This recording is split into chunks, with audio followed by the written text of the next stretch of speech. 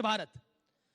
तो मैं इस सेशन की अब जब शुरुआत करूं तो सबसे पहला तो सवाल बनता है कि देश का स्वास्थ्य तो कोविड के बाद पटरी पे आ गया, लेकिन लोकतंत्र का स्वास्थ्य, जैसा कांग्रेस बार बार सवाल खड़ा करती है, विपक्ष सवाल बार बार खड़ा करता है, वो पटरी पर है कि नहीं है?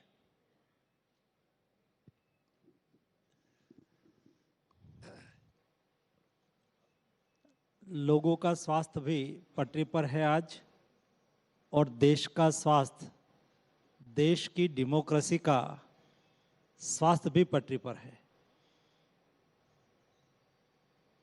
कोई कहे कि पटरी पे नहीं है, ये उसकी निष्फलता की निशानी हो सकती है, लेकिन जिस तरह से देश आगे बढ़ रहा है, देश बदल रहा है, नया भारत का निर्माण हो रहा है, देश में आज सबसे लास्ट पंक्ति में बैठे हुए व्यक्ति को भी ऐसा लगता है कि सरकार हमारे लिए कुछ कर रही है, सरकार मेरी है। आज गांव में गरीब व्यक्ति, उसको रहने के लिए मकान मिलता है, उसके घर में गैस के सिलेंडर मिलते हैं, उसके घर में रेशन मिलता है, मिनिमम आजीविका या तो जीवन चलाने के लिए जी उसको प्राथमिक सुविधा चाहिए, वो मिल रही है। यही डेमोक्रेसी की ब्यूटी है। बाकी अपनी अपनी समस्या को जोड़ते हुए कई लोग ऐसा कहे तो ये उनका विषय है। लेकिन पूरा विपक्ष लामबंद हो गया है, सदन में लामबंद हो गया है, सड़क पे लामबंद हो गया है। चिंता नहीं होती आप लोगों को? 24 का चुनाव है, कर्नाटक का चुनाव अनाउंस हो गया है, उसमें इकट्ठा ये हुए हैं,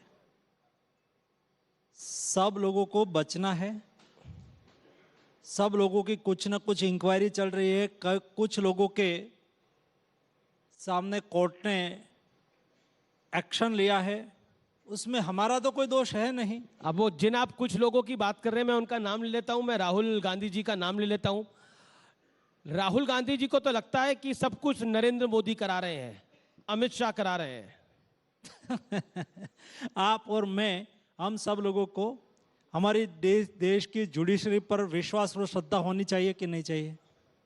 दूसरा, सबसे पहले तो हमारा दायित्व बनता है, जनप्रतिनिधि का दायित्व बनता है कि हम पहले जुडिशरी को माने, तब जाके देश की जनता का विश्वास दृढ़ होगा। उसमें सरकार का क्या राय है, सरकार का क्या दोष है? नहीं, सरकार ने क्या कुछ किया है?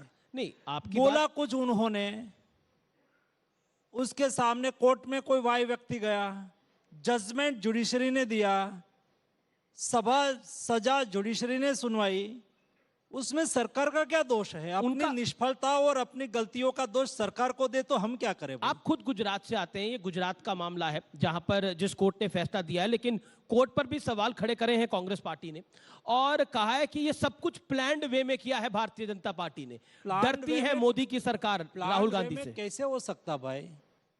कोर्ट किसी का प्लान मानती क्या? कोर्ट के सामने सबूत के आधार पर कोर्ट डिसीजन करता है। कोर्ट ने कोई डिसीजन किया है उसके ऊपर कमेंट करना, कोर्ट के जजमेंट के सामने रोड पे उतरना, आप काला कपड़ा पहन के निकलना, डेमोक्रेसी कहाँ क्राइसिस, कौन क्राइसिस में लाया डेमोक्रेसी को?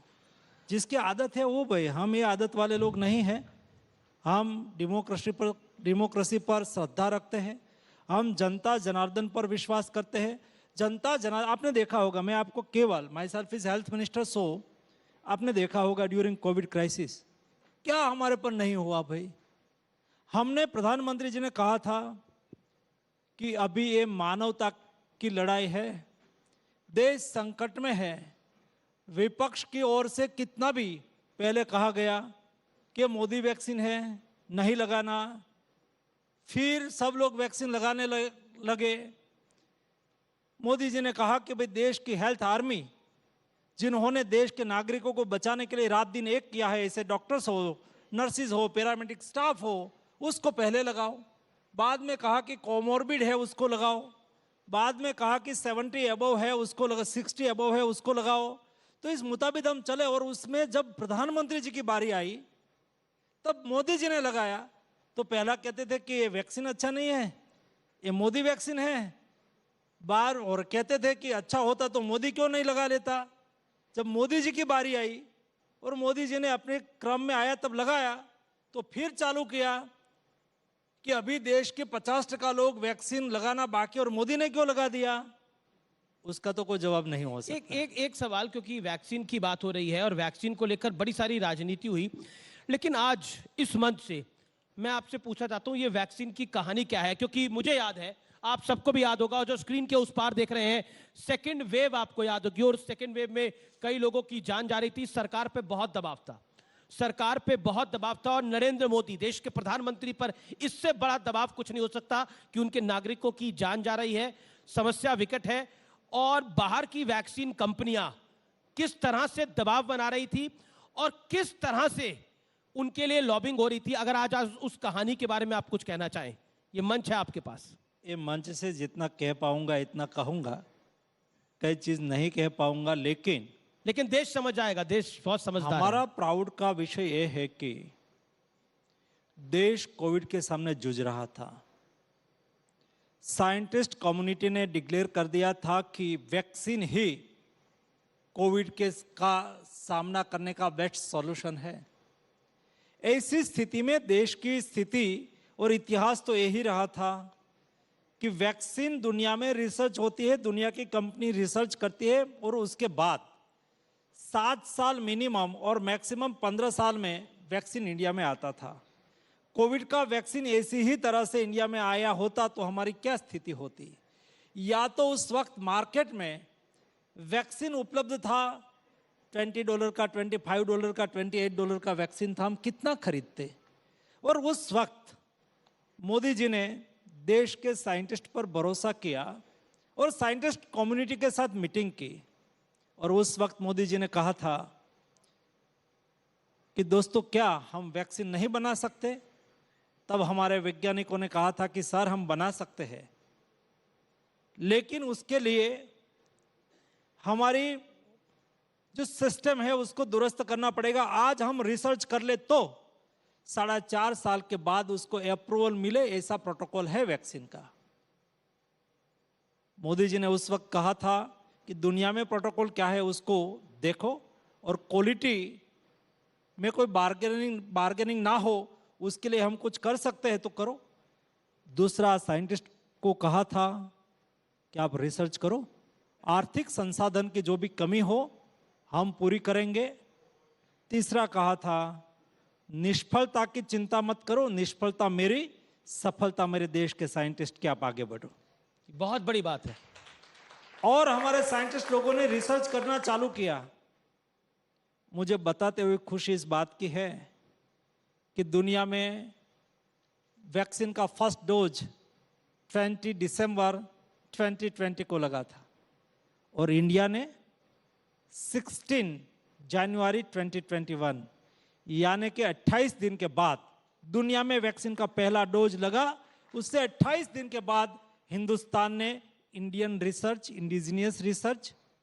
इंडिजीनियस मैन्युफैक्चरिंग किया हुआ वैक्सीन का पहला डोज हमने लगा दिया था। दोस्तों, ये हमारी वैक्सीन मैन्युफैक्चरिंग की सक्सेस स्टोरी है।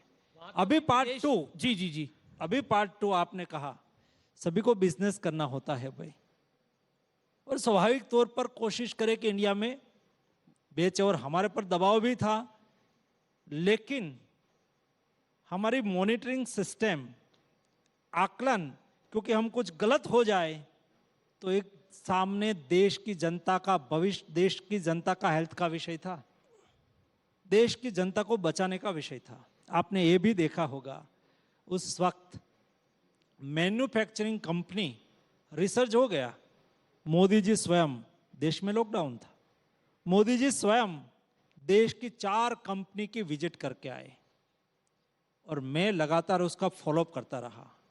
और उस वक्त मीडिया में कई मित्र मुझे मिलते थे, यहाँ भी उसमें से कई मित्र बैठे हैं, मैं उसको इनफॉर्मल बताता था, एक कंपनी इतना मैन्युफैक्चरिंग ए महीने में करेगी, इतना मैन्युफैक्चरिंग ए महीने में करेगी, इतना मैन्युफैक्चरिंग ए महीने में करेगी। दुनिया आज हमारे साथ एमओयू करने की बात कर रहे हैं, वो जब हमें वैक्सीन देने की स्थिति में आएंगे, वो बेचने निकले थे मार्च अप्रैल में, लेकिन देना था सितंबर अक्टूबर में। लेकिन तो एक उस वक्त जी मैंने कहा था कि सितंबर अक्टूबर में तो मुझे विश्वास है हम हमारे देश की जरूरियात को पूरा करने के अलावा हम एक्सपोर्टर बन जाएंगे। वही लाइन से हमारा मैन्युफैक्चरिंग बढ़ता रहा और उसमें इंटरवेंशन होता है। देश लॉकडाउन में था लेकिन हम उस वक्त मोदी जी हमें रात दिन सोने नहीं देते। अच्छा, एक